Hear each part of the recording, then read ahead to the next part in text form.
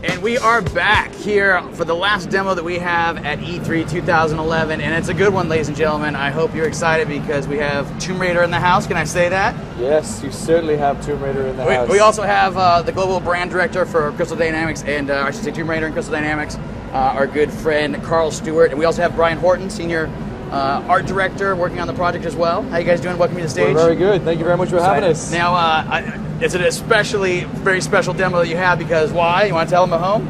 This, outside of the Microsoft conference, is actually the first time that we've demoed it live outside of our booth. Excellent. All right. Well, so it's kind of a world exclusive in its own right. Thank you so much. We got the game here. So without further ado, we're gonna let Brian just jump in and let's take a look at what you guys brought. Here we go.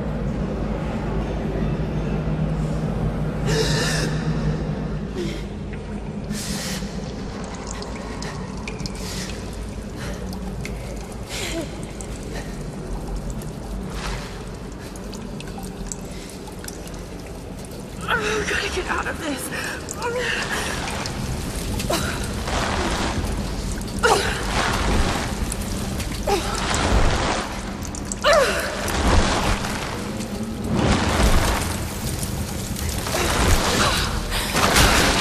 I can't die like this.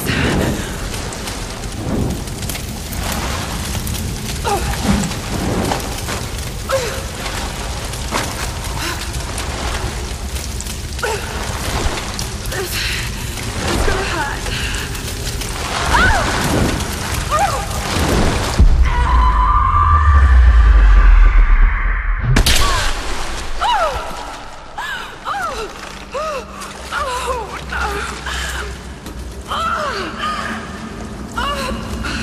Come on.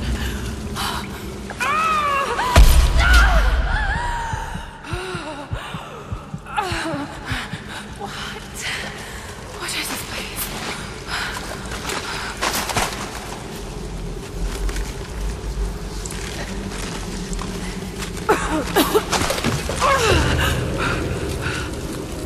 God, no. What did he do to you? I've got to get out of here. A torch.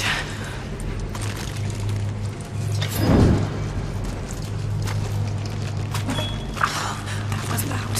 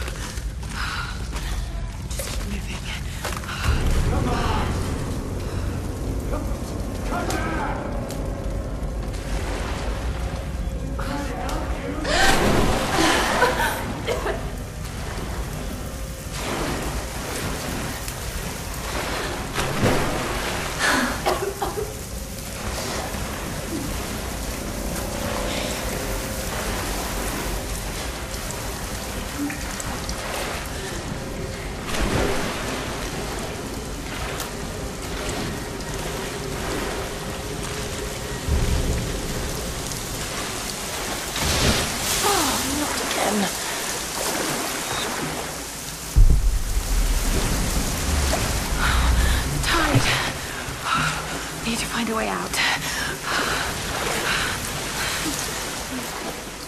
More fire.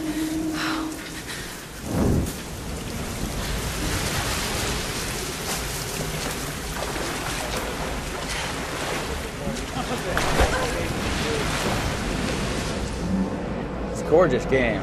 Thank you. Thank you so much.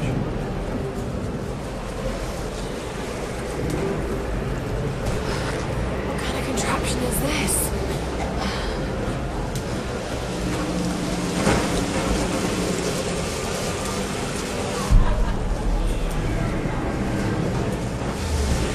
What is that? We saw Brian doing that. So basically, survival instinct. It's a way to teach the player all the way through about sort of touch points in the world, things that you learn. It's about character growth. So that smart, resourceful Lara, the sort of the pillars of the game is kind of you becoming the forged hero that we want you to be as Lara Croft. But you have to grow into that and understand how the world operates. And the section that you're showing us right here, how far into the game would you say this This takes? is actually the opening. Oh, this is the This is the opening of the game. This is the first sort of challenge that you're put through to try and survive this situation.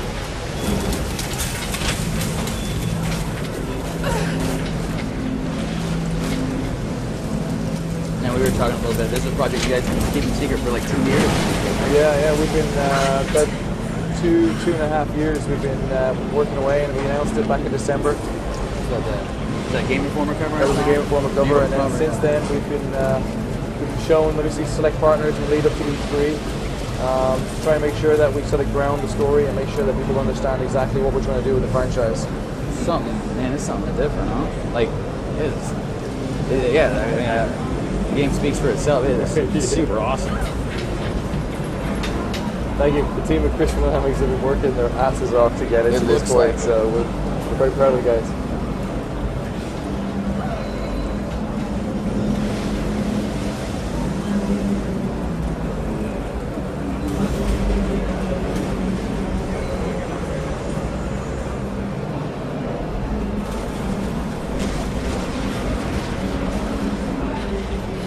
I gotta get out of here.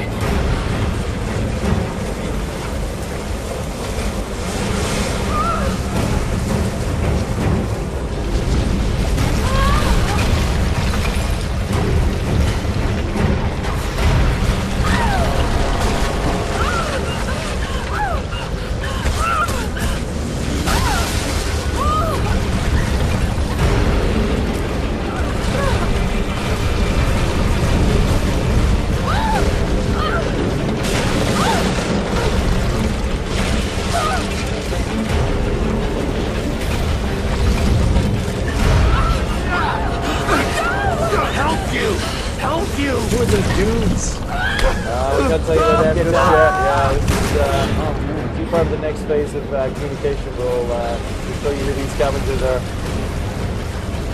It's all about Lara right now.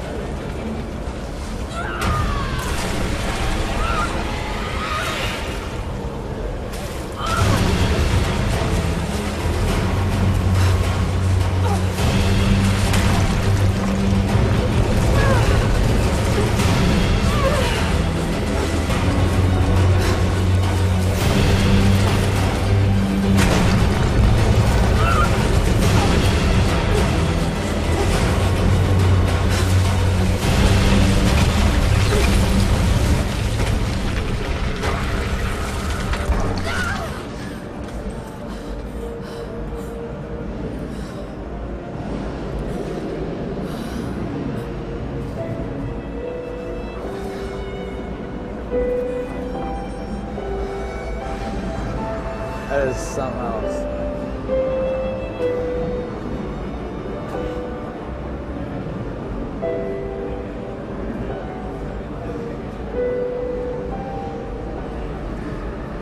And there you have it, huh? Wow, that is super awesome. I don't know if you guys can hear it, but people are clapping out here at the booth. So, yeah, that is something else. Now, before I let you guys go, I got some audience folks in our audience would probably like to ask you a couple questions. Before we get to that, I've got a couple of my own. Yes, fire away. Obviously, the Tomb Raider series had kind of like, been where it had been in for a while, and then we'd seen it like when you guys talked about doing this and taking this in a slightly different direction with all the, with all the crazy stuff that you guys are doing. What did people say when you told them that you wanted to do it? I think everybody knew that when we finished Underworld, it was time to sort of review Tomb Raider, see where it was going to go in the future. I think when Daryl and the team at Crystal all got together, we decided it's time to reimagine Lara Croft and bring Tomb Raider for the ages. In a way, kind of make it real for us. Tomb Raider had been gotten a bit stale, so Everybody loved it. Everybody accepted it. It was definitely the direction to go in. So They just really wanted the gaming audience to really care for Lara again. She's an icon. We feel like the way we approached her, making her younger, more vulnerable, and giving her some room to grow is going to make a big difference, and we're really excited about launching that version of Lara to the world. With what you guys had started planning before you started building this some 2 years ago or whatever, and seeing it here today, it's like how close to the original vision. It seems like it's neat. everything changes. You start with some great ideas, some vision, then you start to tailor that. So I would say over that period of time, it's changed very little. There's maybe a couple of things that have been taken out, which just were things that make sense. Every developer goes through that process where you just feel like it kind of dilutes the experience you're trying to unfold. So we're not too far from the reimagining that we imagined back then. All right, so we're going to take a crack at some of these questions from the audience, if you don't mind. And I know you guys aren't shared a whole lot yet. All you said is mostly about Lara, so by all means, tell me what you can and let me know what you can't.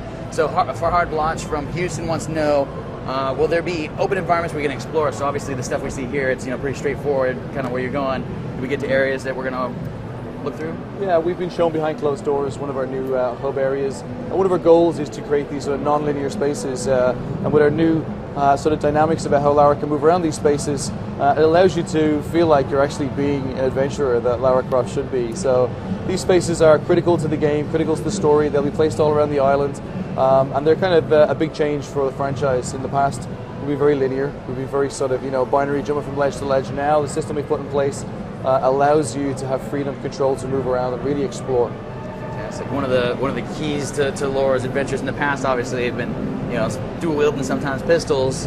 Chris Strebler out of Charlotte, North Carolina, wants to know how do you guys basically handle the combat scheme in the new Tomb Raider? So it's a bit early for us to be showing combat because obviously we're trying to introduce this character arc, this young girl who's landed on this island and had to deal with her first situation, and it would kind of extract you from the situation to say, here's a gun, go fight. So I think that will all come. There's a time and place for it, but we're being extremely competitive when it comes to combat for Tomb Raider. And before I let you go, I'm going to ask you a couple more questions here. From Finland, we got somebody asking about the different platforms you guys are going to release it on. Obviously, we've seen it on the Xbox 360 right here. What else you guys got cooking? We're going to have PlayStation 3 and Xbox 360, PS3. Yeah, they're the three main ones. The three main ones.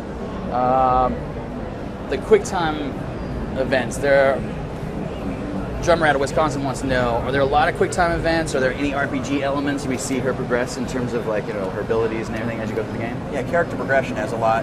It's one of our big goals on the project. So just because we're telling an origin story and Lara doesn't have all the skills she needs, to be a true hardened survivor, she's going to learn and grow, and these sort of RPG elements are going to be incorporated. But as far as weapon progression, we really wanted to start her off with nothing and have her survive just from her wits and her inner strength. And the first little bit there, it was kind of a rough time for her. Yeah, it certainly was. And I would say that what you see at this early stage in terms of QuickTime events, that's no indication as to the amount or the level of them throughout the entire game. I got you. Obviously, this is a first look. We're fall 2012, so we're a bit of ways away. Yeah, you guys got some time. Yes, we certainly do. I'm totally going to let you guys off the hook at this point because these questions are they go on forever. And I know you guys are keeping a lot of stuff secret. So I will take well enough and say thank you so much for coming by and showing the game off. Thank you very much. Really do appreciate it, Carl. Thank you so much, Brian. The game was fantastic. Thank you. And with that, ladies and gentlemen, that is our GameSpot E3 2011 stage show. We hope you enjoyed it. We had a ton of fun bringing it to you, and there's still a couple of backpack guys running around here that you're going to be able to watch for a little bit longer. Probably start seeing us tear up this booth and do all kinds of crazy stuff. Are you guys out of here now? We have maybe 5 or 6 things left to do. We're on our 9 o'clock flight back to San Francisco. Excellent. Well, I will let you guys get started on it. Again, thanks you all for watching. We'll see you next time here at GameSpot.